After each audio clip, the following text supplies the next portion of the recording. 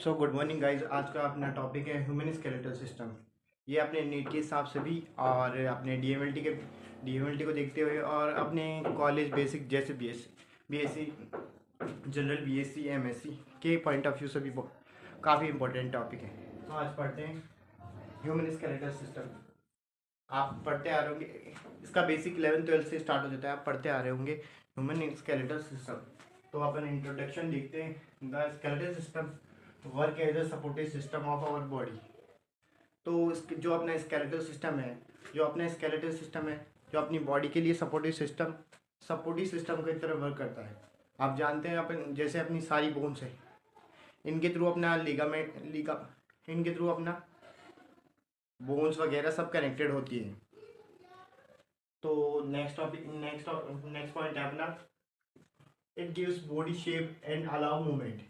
ये अपनी बॉडी को शेप देता है और मूवमेंट अलाउ करता है, जैसे लोकोमोशन एंड मूवमेंट। जैसे अपना चलना, खाना पीना सभी इसी के थ्रू होता है, इंक्लूडिंग अपनी मसल्स का मूवमेंट, बोन्स का मूवमेंट सभी इसी के थ्रू होता है। It also make blood cells. ये ब्लड सेल्स को भी बनाता है।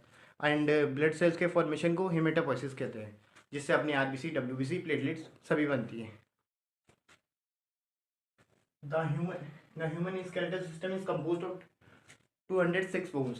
The human skeletal system 206 bones का बना होता है, आप सभी जानते हैं। हाँ, जब इनबोर्न फीटस वगैरह होते हैं तो उनमें उनमें बोन्स का रेशियो डिफरेंट होता है। बट आफ्टर ये एक अडल्ट का रेशियो, ये अडल्ट की कैलकुलेशन है 206 बोन्स। तो अपन इन बोन्स को फर्दर डिवाइड करते हैं टू पार्ट्स में। This bones are further divided into two parts. First first है बोन्स। फिर इन बोन्स की कंपोजिशन देखते हैं अपन। बोन्स की कंपोजिशन देखें तो बोन्स में मैट्रिक्स होता है और सेल्स होती हैं। पहले अपन देखते हैं सेल्स। तो osteoprogenitor cells, osteoblast cells, osteocyte cells, osteoclast cells. Osteoprogenitor cells उस टाइप की सेल्स होती है जैसे कि स्टेम सेल्स अपनी बॉडी में। एक इनकी एबिलिटी होती है, अपनी पूरी स्टेम सेल्स की एक एबिलिटी वो टाइप की सेल्स होती हैं जो अपनी पूरी बॉडी को और भी डिफरेंट सेल्स को ग्रोथ करने में हेल्प करती है। Osteoclast cell, osteoblast cells bones forming cells होती है जो हेल्प करती है बोन्स को फॉर्म बनाने में। एंड ओस्टियोसाइट सेल ये बोन्स को मैच्योर करती है। अपनी लास्ट वन है ओस्टियोक्लास्ट सेल, ये बोन डाइजेशन में काम हेल्प करती है। और फिर इसके बाद में है मैट्रिक्स। मैट्रिक्स दो चीज़ों से बन के मिला होता है, ऑर्गेनिक, इनऑर्गेनिक और ऑर्गेनिक। इनऑर्गेनिक में आता है अपना कैल्शियम और फॉस्फोरस। आप सभी जानते हो कैल्शियम और फॉस्फोरस अपनी बोन्स के लिए बहुत इंपॉर्टेंट होता है, तो ये अपन इनको इनऑर्गेनिक में पढ़ते हैं। ऑर्गेनिक में देखा जाए तो कॉलेजन, नॉन कॉलेजियस प्रोटीन और म्यूकोपॉलीसैकेराइड जैसे ग्लूकोज वगैरह सैकेराइड्स इसमें सभी आ जाता है। ठीक है गाइस, अब आप एक बार स्क्रीनशॉट लेना चाहते हैं तो आप ले सकते हैं। मैं साइड हट देता हूँ।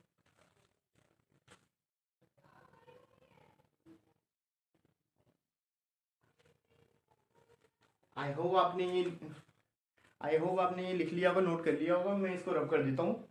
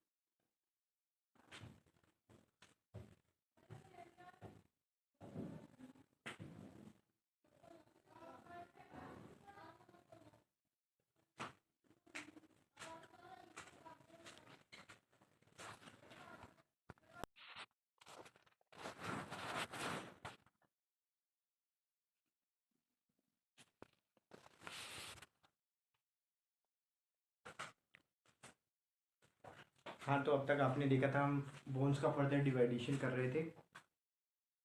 बोन्स को अपन ने दो पार्ट्स में डिवाइड किया है, एक तो एक्सियल और एक अपेंडिकुलर। एक्सियल मतलब समझना आप, जो अपनी बॉडी के एक्सेस में, मेन एक्सेस में आ रहा है, जो अपना ये सब जो भी पोर्शन आ रहा है, जैसे रिब्स, स्टर्नम वगैरह, वर्टिब्रा कोलोनी, ये एक्सियल में आते हैं। और जो अपेंडिकुलर हैं, जो अपने इस एक्सिस को, बॉडी के एक्सिस, मेन एक्सिस को छोड़ के जो भी हैं, वो अपेंडिकुलर में आते हैं।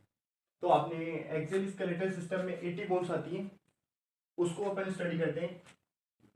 सबसे पहले देखते हैं अपन एक्सियल में, अपने सबसे पहले हेड आ रहा है, हेड पोर्शन को स्टडी करते हैं अपन। इसका स्कल में अपने 29 बोन्स है। अब 29 को भी फर्दर डिवाइड किया गया है अलग अलग। तो अपन देखते हैं 29 बोन्स को क्रेनियम में, फेशियल बोन्स में, ईयर ऑसिकल्स में और हाई हेड पॉइंट्स में। और फिर अपना आता है वर्टिब्रा कॉलम। स्कल के बाद में वर्टिब्रा कॉलम आता है। तो उनको 20 वो होती है 26, जैसे सर्वाइकल, टेम्पोरल फ्रंट, सर्वाइकल वगैरह। और फिर रिब्स आती है, जो आप जानते हैं 12 पेयर होती है, और एक स्टर्नम होता है, तो टोटल 25 बोन होती है। तो अपन पढ़ेंगे। फिर अपन फर्दर स्टडी करेंगे स्कल की। स्कल को भी अपन ने 4 पार्ट्स में डिवाइड किया है, cranium bones, facial bones, ear ossicles और हाई हेड।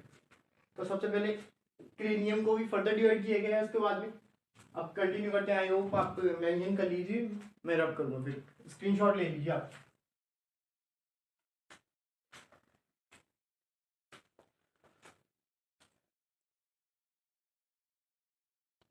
हाँ, तो अपने वहाँ तक देख लिया था, क्रेनियम बोन्स को फर्दर डिवाइड किया है, temporal, parietal, frontal, occipital, ethmoid, sphenoid. ये अपनी जो क्रेनियम है, ये वाली क्रेनियम बोन्स, ये सारी 8 बोन्स है। इसके बाद में अपन फेशियल बोन देखते हैं, वो होती हैं 14। फेशियल बोन जैसे अपने चिक बोन वगैरह, ये सब इंक्लूडेड है।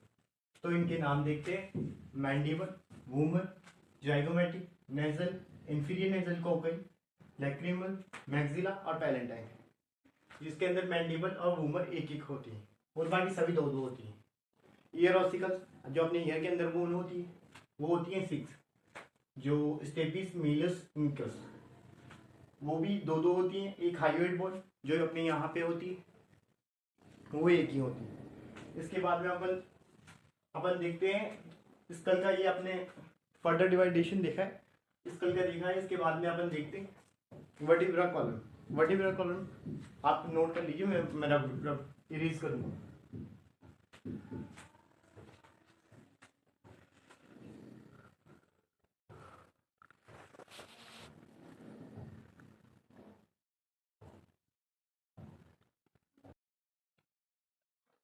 हाँ, तो आपने अब तक एक्सियल स्केलेटन पढ़ रहे थे। आप एक्सियल स्केलेटन का पार्ट पढ़ेंगे सेकंड। पहले अपन ने स्कल पढ़ा, अब सेकंड पढ़ेंगे वर्टिब्रा कॉलम। वर्टिब्रा कॉलम को 26 बोन्स में डिवाइड किया गया है। वर्टिब्रा कॉलम जो अपनी ये वाली यहाँ से यहाँ तक की होती है, इसे वर्टिब्रा कॉलम बोलते हैं। तो ये फर्स्ट 7 होती है, जो सर्वाइकल होती है। फिर इसके बाद में थोरेसिक, फिर इसके बाद में लंबर, और इसके बाद में सैक्रल एंड कोकिक्स, जो कि एक एक होती है। फिर इसके बाद में अपना आता है वर्टिब्रा। एक्सिल में ही अपने वर्टिब्रा के बाद में आते हैं रिब्स और स्टर्नम।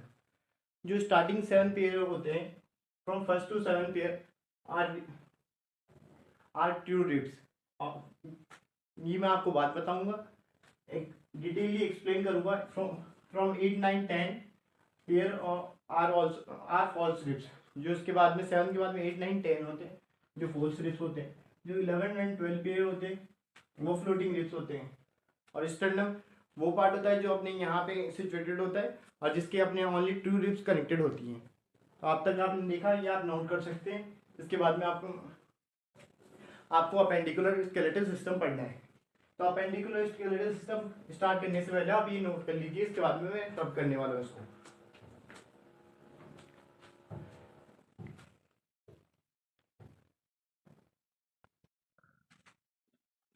हाँ, तो अब तक अपन पढ़ रहे थे एक्सियल स्केलेटल सिस्टम, वो कंप्लीट हो चुका था। तो नेक्स्ट है अपना अपेंडिकुलर स्केलेटल सिस्टम, जिसमें 126 बोन्स होती हैं। इसको अपन ने डिवाइड किया है ग्रिडल बोन, एंड लिम्स में। तो ग्रेडल बोन जो अपना है शोल्डर और पेल्विक ग्रेडल, पेक्टोर जिसे पेक्टोरल और पेल्विक ग्रेडल, पेल्विक नीचे पेल्विक कैविटी वाला, और जो अपने शोल्डर है जो पेक्टोरल ग्रेडल में आता है। इसके अंदर दो बोन्स होती है, स्कैपुला और क्लेविकल। ये दो दो होती हैं। टोटल पेक्टोरल ग्रेडल 4 बोन से बनके बना होता है। Pelvic Gradle, pelvic Gradle 2 bone से बना होता है, जिसे अपन एक कोक्सल बोन भी बोलते हैं और एक हिप बोन भी बोलते हैं। इलियम इशियम प्यूबिस, ये तीनों एक ही बोन से एक कैविटी बनती है जिसे बोलते हैं एसिटाबुलम, जिसे हम अपन बाद में पढ़ेंगे। फिर अपना लिम्स है। लिम्स मतलब जैसे अपन दोनों हाथ आ गए और पैर आ गए, तो उनको अपन ने टोटली करके पढ़ा है यहाँ पे। तो एक एक हाथ में अपने 30 बोन और 30 60 बोन, तो 30 multiply by 2 is equals to 60 bones. तो अपने जो सब फर्स्ट ऑफ ऑल पहली बोन है ह्यूमरस। ह्यूमरस 2 होती है, humerus, radius, ulna, carpals, metacarpals and phalanges. जो अपने डिजिट होते हैं फेलेंजेस, ये 14 होती हैं। तो ह्यूमरस 2 होती है, रेडियस 2 होती है, अल्ना 2 होती है, कार्पल्स 8 होती है और मेटाकार्पल्स 5 होती है और फेलेंजेस 14 होती है। एक हाथ की बता रहा हूँ मैं। अब मल्टीप्लाई कर लीजिए 2 से, तो दोनों हाथों की निकल के आ जाएगी। फिर अपन आते हैं लोअर लिम्ब में, मतलब लेग्स में। तो इसमें सबसे पहले फ्यूमर आ जाती है। फ्यूमर, टीबिया, फिबुला, पटेला, टार्सल्स, मेटाटार्सल्स, फेरेंजेस। फ्यूमर होती है 2, टीबिया होती है 2, फिबुला होती है 2, पटेला होती है 2, टार्सल होती है 7 और मेटाटार्सल होती है 5 और फेरेंजेस होती है 14। तो आप ये नोट करिए, फिर मैं इरेज करता हूँ।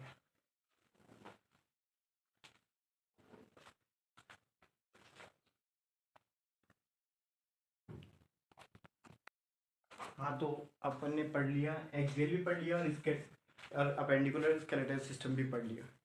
तो अभी लास्ट बोन्स के फंक्शन रह जाते हैं। It provides framework to our body, ये अपनी बॉडी को फ्रेम प्रोवाइड करता है। It gives attachment to muscles and tendons, ये अपनी जैसे बोन्स के अपनी मसल्स अटैच होती है, तो ये अटैचमेंट प्रोवाइड करता है मसल्स को बोन्स के थ्रू। It contain red bone marrow where blood cells are bones. Bones के अंदर आप सभी जानते हैं रेड बोन मेरो होती है, वो जो कि हेल्प करती है ब्लड सेल्स के फॉर्मेशन को, और ब्लड सेल्स के फॉर्मेशन को बोलते हैं मेटापोइसिस। मेटापोइसिस। फिर अपना नेक्स्ट पॉइंट है, it forms boundary of body cavity such as, ये अपनी बॉडी कैविटी की बाउंड्रीज फॉर्म करती है, जैसे अपनी क्रेनियम बोन्स की बाउंड्रीज फॉर्म करती है।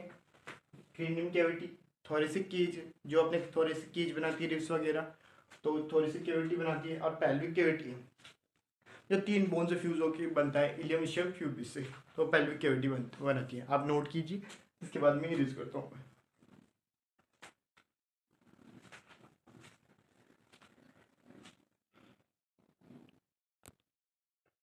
हाँ, तो अब तक अपन ने फंक्शन पढ़ लिया था लॉन्ग बोन्स का।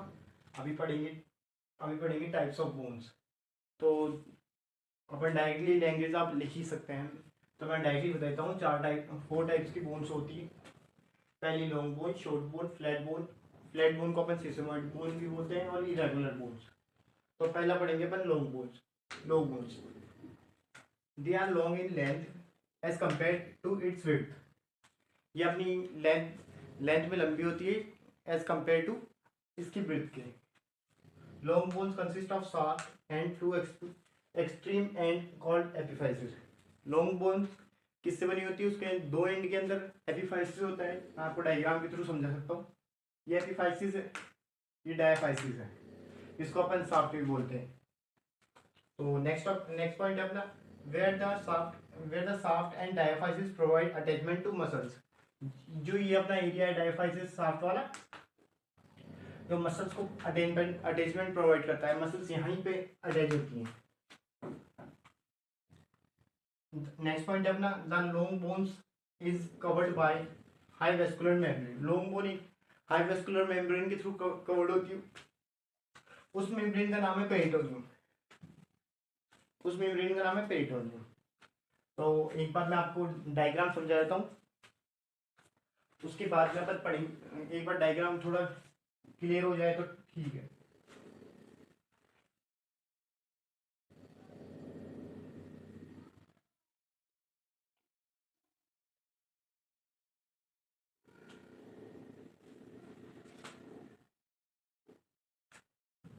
हाँ, मेरी ड्राइंग ड्राइंग इतनी अच्छी नहीं, बट समझने की कोशिश करना। ये अपने लॉन्ग बोन है, ये अपना फिगर है लॉन्ग बोन का। लॉन्ग बोन का फिगर है लॉन्ग बोन। ये अपने टू एक्सट्रीम एंड है, जो अपने पॉइंट पे लिखा है वैसे। जो अपने एक्सट्रीम एंड है एपिफाइसिस, इनको एपिफाइसिस बोलते हैं। और ये जो अपने बीच में है डायफाइसिस या साफ्ट साफ्ट भी बोलते हैं इनको। जो अपने एक्सट्रीम एंडिंग में स्पॉन्जी पार्ट होता है, जो आपको दिख रहा होगा स्पॉन्जी पार्ट। ये इस स्पॉन्जी पार्ट के अंदर रेड बोन में होती है, जहाँ फिर से ब्लड सेल्स फॉर्म होती है। रेड बोन में ब्लड सेल्स को फॉर्मेशन में हेल्प करती है। फिर इसके बाद में आता है मेडुलरी कैनाल। एक बोन में खोखली कैनाल, मतलब कैनाल खोखली मतलब खाली जगह, कैविटी या कैनाल खाली जगह होती है, मेडुलरी कैनाल। उसके अंदर होता है येलो बोन मेरो। फिर जो इस बोन को पूरा न्यूट्रिएंट प्रोवाइड करती है वो है न्यूट्रिएंट आर्टरी, जो मैंने साइड में अलग से मेंशन की है। फिर ये डाइफाइसिस के अंदर आते हैं। तो ये आप नोट कर सकते हो लॉन्ग बोन का स्ट्रक्चर है।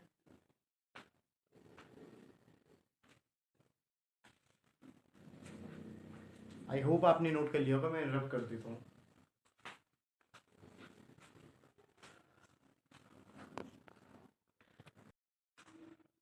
हाँ, तो अपन लॉन्ग बोन को थोड़ा वो डिटेल में पढ़ते हैं। लॉन्ग बोन में एपिफाइसिस होता है, जैसे कि लॉन्ग बोन में एपिफाइसिस होता है जैसे कि मैंने बताया। Epiphysis are the two extreme end of long bones. एक दो एक्सट्रीम एंड है लॉन्ग बोन्स के, जैसा कि मैंने बताया। Which consist of red bone marrow, जिसके अंदर रेड बोन मेरो होती है, जो मैंने पहले ऑलरेडी आपको समझाया है, रेड बोन मेरो होती है। फिर आता है डायफाइसिस। डायफाइसिस जो कि ये बीच वाला पार्ट है, यहाँ पे मसल अटैचमेंट होती है, जैसे कि मैंने ऑलरेडी बताया आपको। Diaphysis it is a middle part of long bone which consists of yellow bone marrow in the medullary canal.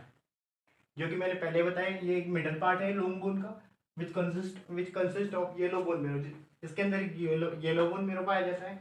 वो कि येलो बोन मेरो भी मेडुलरी कैनाल में पाया जाता है। और पेरियोस्टियम जो अपनी वेस्कुलर ये डॉट डॉट करके मैंने अलग से मेम्ब्रेन बनाई है, वैसे कि जैसे कि ये नॉर्मली दिखती नहीं, बट मैंने बना दी है। हाईली वेस्कुलर मेम्ब्रेन है जो अपनी लॉन्ग बोन को प्रोटेक्ट करती है। ये जो मेम्ब्रेन है जो अपनी लॉन्ग बोन को प्रोटेक्ट करती है, periosteum. It has also two layer.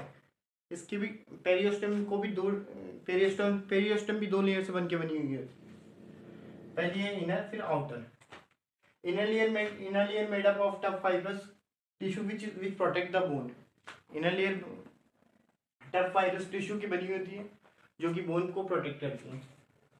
Outer layer made up of osteoclast and osteoblast cell, जो कि मैंने स्टार्टिंग में पहले ही बताया। ओस्टियोब्लास्ट वो सेल होती है जो बोन को फॉर्म करती है। ऑस्टियोक्लास्ट वो सेल्स होती है जो बोन को डाइजेशन, रिमॉडलिंग एंड शेप देती है। तो ये आप पहले नोट कीजिए, फिर मैं इसको रब करता हूँ।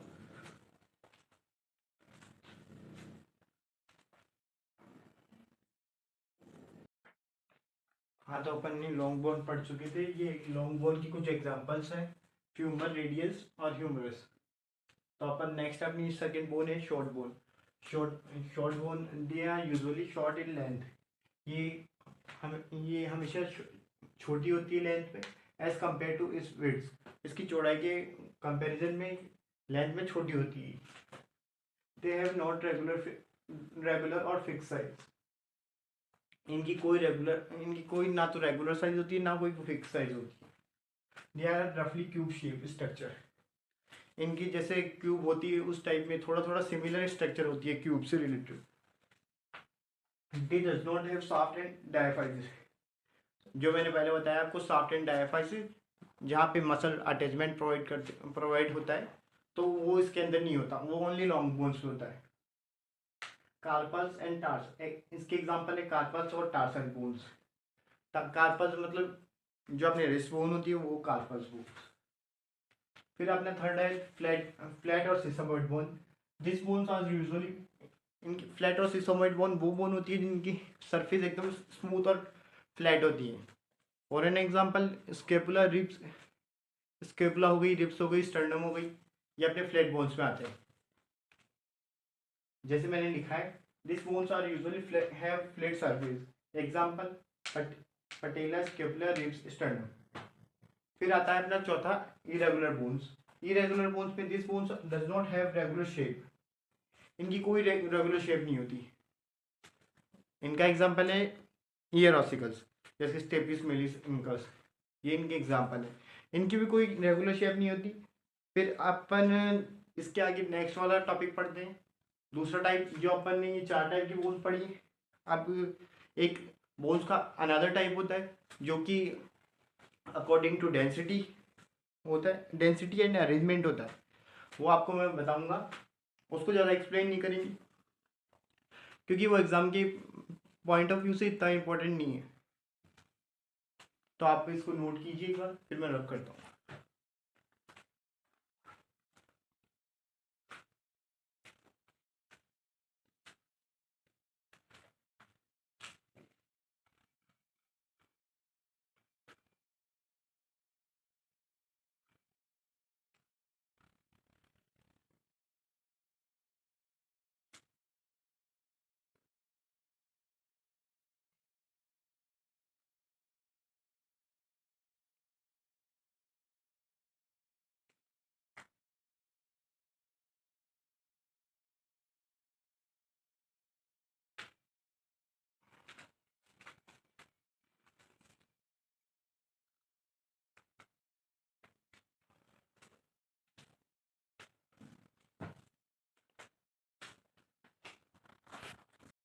हाँ, तो अपन एक और टाइप देखते हैं on the basis of arrangement and density. पहला अपन ने 4 टाइप देखी, लॉन्ग बोन, शॉर्ट बोन वगैरह। अब ये अपन दूसरा टाइप देख रहे हैं on the basis of arrangement and density. इसके 2 टाइप होते हैं। पहला कॉम्पैक्ट बोन, जिसको कॉर्टिकल बोन भी बोलते हैं। दूसरा होता है स्पॉन्जी, जिसको कैल्केनियस बोन भी बोलते हैं, कैंसिलियस बोन भी बोलते हैं। तो कॉम्पैक्ट बोन, इसको अपन ज़्यादा डिस्क्राइब नहीं करेंगे, सिंपली दो 2-3 डिफरेंस लिखेंगे। आउटर, जो outer layer of bone is compose of compact bone. जो अपनी बोन्स की आउटर लेयर होती है मोस्टली कॉम्पैक्ट बोन की बनी होती है। फिर 80% ऑफ टोटल बोन मास, ये 80% ऑफ टोटल बोन मास होती है। और एक पॉइंट और लिख लेना जो मैं भूल गया लिखना, ये डेंस होती है बहुत। तो अपन इस साइड आते हैं स्पॉन्जी बोन में। स्पॉन्जी बोन में ये वीकर और मोर फ्लेक्सिबल होती है। ये बहुत वीक होती है और फ्लेक्सिबल होती है, मतलब इलास्टिसिटी ज़्यादा होती है इसमें, और less dense than compare to compact bone. Dense कम होती है कॉम्पैक्ट बोन के कंपेयर में। और 20% ऑफ टोटल बोन मास, जो अपने 20% होता है वो स्पॉन्जी। एक बोन में जो 80% होता है, टोटल वेट होता है 100%। तो एक बोन में जो 80% मास होता है जो कॉम्पैक्ट बोन का होता है, और जो 20% होता है जो स्पॉन्जी बोन का होता है। तो आप नोट करिए एक बार, फिर आगे बढ़ते हैं।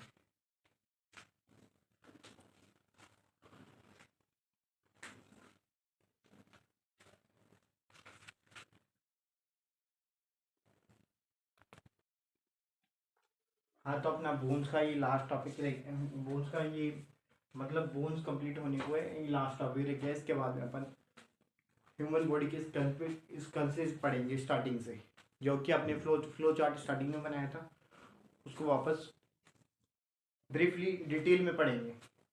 तो एक एक बार ये टॉपिक देख लेते हैं, ऑस्टियोजेनेसिस या ऑसिफिकेशन ऑफ बोन। ऑस्टियोजेनेसिस और ऑसिफिकेशन ऑफ बोन्स वो प्रोसेस होती है जिसमें बोन टिश्यू डेवलप होते हैं, और ये अपने फ्रॉम बर्थ जैसे ही अपना बर्थ स्टार्ट होता है तब से लेके एट द एज ऑफ 21 तक चलते हैं। तो आइए देखते हैं points. It begins before birth and completed at 21 years of life. जैसे मैंने बताया ये चालू हो जाता है बिफोर बर्थ एंड खत्म होता है 21 ईयर्स ऑफ लाइफ। फिर नेक्स्ट पॉइंट है long bone, short bone and irregular bone. जो अपनी लॉन्ग बोन, शॉर्ट बोन और इरेगुलर बोन है वो डेवलप फ्रॉम कार्टिलेज और रूट्स और कार्टिलेज मॉडल्स। जो लॉन्ग बोन है अपनी शॉर्ट बोन्स है वो डेवलप होती है कार्टिलेज मॉडल के थ्रू या कार्टिलेज रॉड्स ऑफ कार्टिलेज के थ्रू। और जो कि अपनी फ्लैट बोन्स है, flat bone develop from tendons models. Flat bone develop होती है टेंडेंस के मॉडल के थ्रू। नेक्स्ट पॉइंट आपने ड्यूरिंग ऑसिफिकेशन, जब ऑसिफिकेशन स्टार्ट होता है osteoblast cells secrete osteoid. Osteoblast cells secrete करती है osteoid that progressively calcified by osteoblast action. जैसे ही ओस्टियोब्लास्ट सेल्स ऑस्टियोइड सीक्रेट करती है और इसके बाद में ये कैल्सिफाइड होते हैं ऑस्टियोइड बाय ओस्टियोब्लास्ट एक्शन के थ्रू। फिर है एज द बोन ग्रो, जैसे जैसे बोन ग्रो होती है द ऑस्टियोइड ट्रैप्ड, जैसे जैसे बोन ग्रो होती है तो ऑस्टियोइड ट्रैप्ड हो जाते हैं ऑस्टियोइड के वो ऑस्टियोब्लास्ट के मैट्रिक्स में एंड वो कन्वर्ट होते हैं हो जाते हैं ऑस्टियोसाइट्स में। ऑस्टियोसाइट मेच्योर बोन सेल्स होती है जो कि फाइनल बोन मतलब मेच्योर बोन सेल्स होती है वो कि फाइनल स्टेज होती है बोन्स की। आप देखते हैं जैसे topic during ossification osteoblast cells secrete osteoid that progressively calcified by osteoblast action also. As the bone grows, the osteoid trapped in the matrix and bone become osteocytes also. In mature bone, a fine balance of osteoblast and osteoclast activity maintain normal bone structure. जैसे कि slide में है एक mature bone में है ना fine balance होना चाहिए, इक्वली बैलेंस होना चाहिए ओस्टियोब्लास्ट और ओस्टियोक्लास्ट का एक्शन। ओस्टियोब्लास्ट वो जो कि बोन फॉर्मिंग सेल्स होती है, ओस्टियोक्लास्ट वो जो बोन को डाइजेशन में हेल्प करती हैं। तो एक कंप्लीट हेल्दी बोन के अंदर इन दोनों का बोन बैलेंस इक्वल होना चाहिए। इफ ओस्टियोब्लास्ट एक्टिविटी अगर एक बोन के अंदर ओस्टियोब्लास्ट एक्टिविटी कम होती है तो बोन वीक होती है, अगर ये ओस्टियोब्लास्ट एक्टिविटी ज्यादा होती है तो बोन स्ट्रांग होती है। तो ये था अपना ossification of bones, development of bones या बोन टिश्यू या ओस्टियोजेनेसिस। ये प्रोसेस है, आप नोट कीजिए, उसके बाद में आगे बढ़ते हैं। इसके बाद में एक टॉपिक और है जिससे मैं आपको फ्लो चार्ट में समझाऊंगा, ऑसिफिकेशन ऑफ बोन्स।